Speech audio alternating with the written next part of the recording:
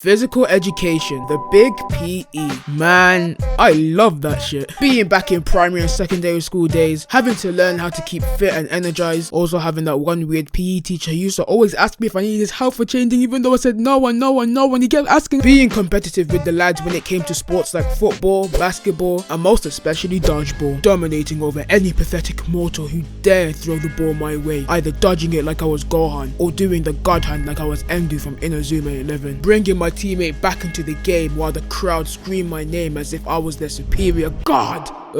Sorry, I got carried away. Even teachers knew how much us children loved the subject and used it as a blackmail card whenever we didn't shut the hell up in their class. But what if there was a world where children didn't give two shits about sports or PE? A world where niggas' only aspirations and goals was to sleep and eat and sleep and eat and sleep. A world without sports.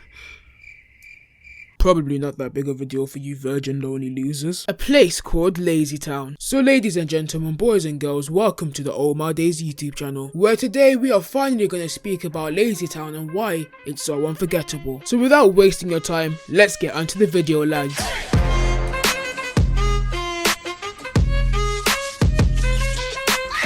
Lazytown, or Afram Lativer, was an Icelandic kid show which first aired in 2004, up until having a successful 10-year period, ending in 2014. You were most likely to find the show on channels like Cbeebies, Nick Jr., and even one time on Boomerang. The show was created by Magnús Scheving, I'm sorry if I said the name wrong, who you most likely know for playing the character Sportacus, who basically just made the show for the purpose of showing off his acrobatic skills, by enforcing the moral that children should go outside more and have fun, as well as naming fruit sports candy. I mean, I can't deny that it didn't work. I was eating my 5 a day and that. I also can't forget about the time every time the show went on, I was running around my yard like I just took a line of coke. The show was about a pink-haired fetus named Stefan visiting her uncle in a town known as Lazytown, while seeing how the town is deserted and all the people staying in their yards all day instead of experiencing outside. Wait a minute, is this show a resemblance of the commentary community? Seeing this, she decides that I should get these niggas off their lazy fat ass and come outside and play. As well as this, the show had its own antagonist who used to dress up all the time, as well as having its own protagonist who used his pajamas as his superhero costume.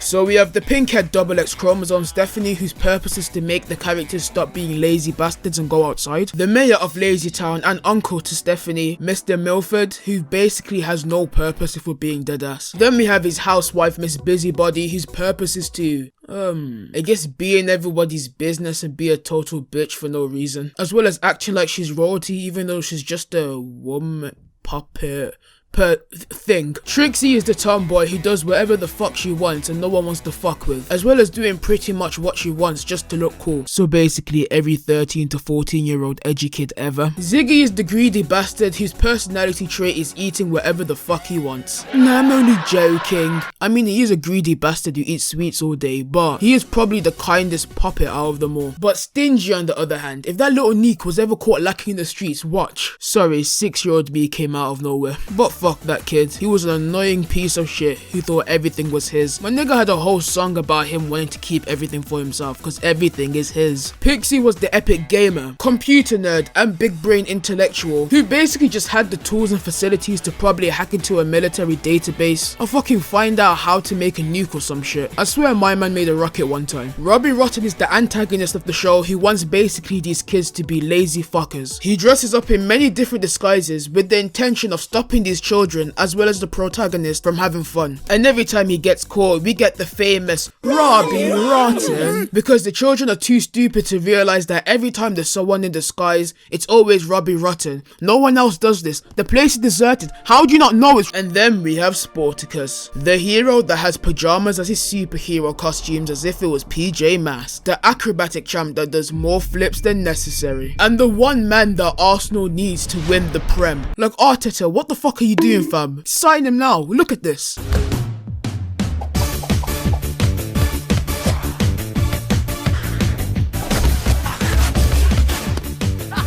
And you're telling me Saka and him won't be good side by side? Oh yeah, I also can't forget about his undiscovered diabetes. My mans can only eat fruit. Sorry, my bad, I meant sports candy. Otherwise, boss man will go out like a light. But pretty much his job is to patrol the streets, check if the children are doing well, see what's wagwaning in the ends, and save the day.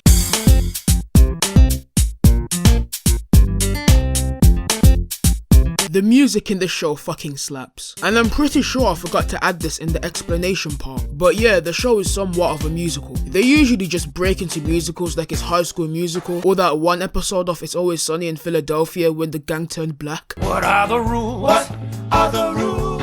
What are the rules? What are the rules?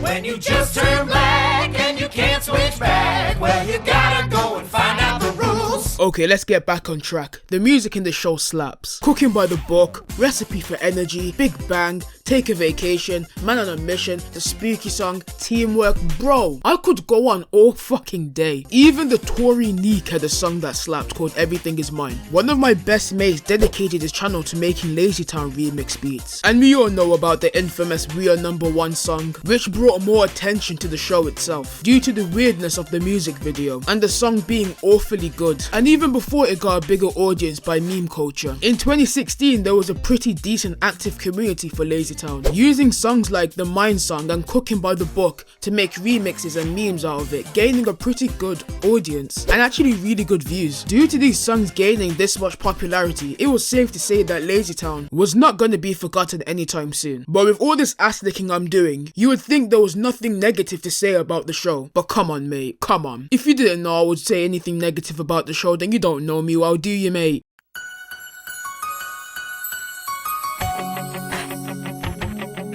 What went through Cbeebies' heads? These niggas got a successful ass show on their channel, but chose to capitalize on it by making 6-year-olds watch. By making Ziggy go and speak to Lily and Sarah about them doing the splits. Hey yo boss, I came for their Robbie, rotten. Not to see big man Ziggy flying around my end speaking to Holly. Lazytown Extra was the 2008 spin-off made by Cbeebies, starring Ziggy who went all around the UK looking at kids doing sports. There were skits thrown around there including the main characters, but the show was just dead. Probably explains why it only had one season. Like, I used to watch the show thinking, what the fuck is this shit? Where's the tunes and that? I mean, on the bright side, at least it has a song that was catchy enough for me to sing till this day. Like, I promise you, the theme song's the only good thing about the show. And these niggas thought they were slick giving Ziggy a British accent. No, stop talking, stop talking, please. I mean, there's nothing else to add to it. It was just dead.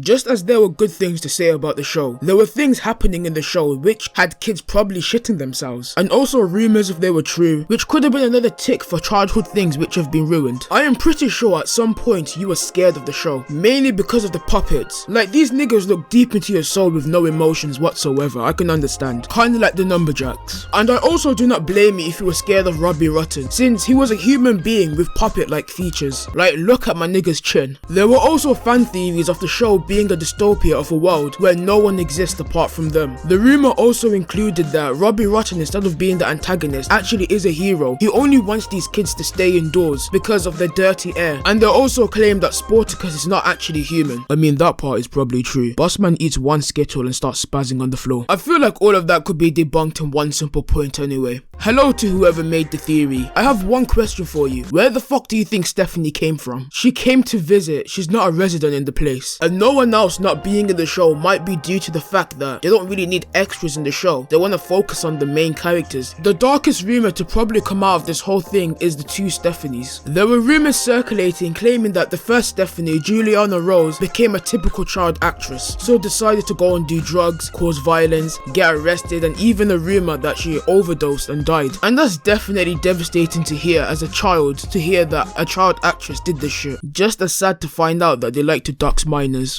Sky Jackson. But fortunately, Julianna herself actually admitted that the only reason she quit acting was because she didn't want to do it anymore and decided she wanted to be an occupational therapist, which is actually the main reason why she got replaced by Chloe Lang in 2011.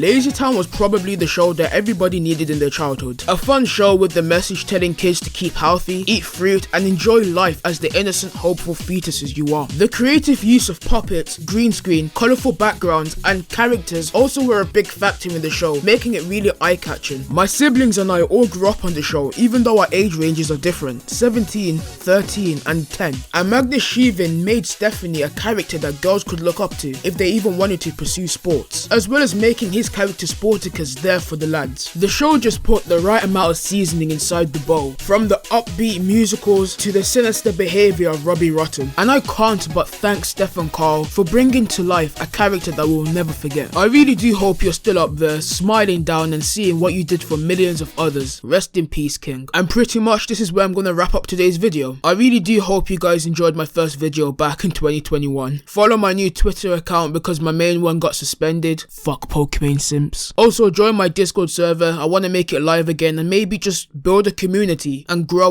as the channel grows itself. With all that being said, hope you guys enjoyed this video. Don't forget to like and subscribe. I'll catch you soon. OhMarDayz out.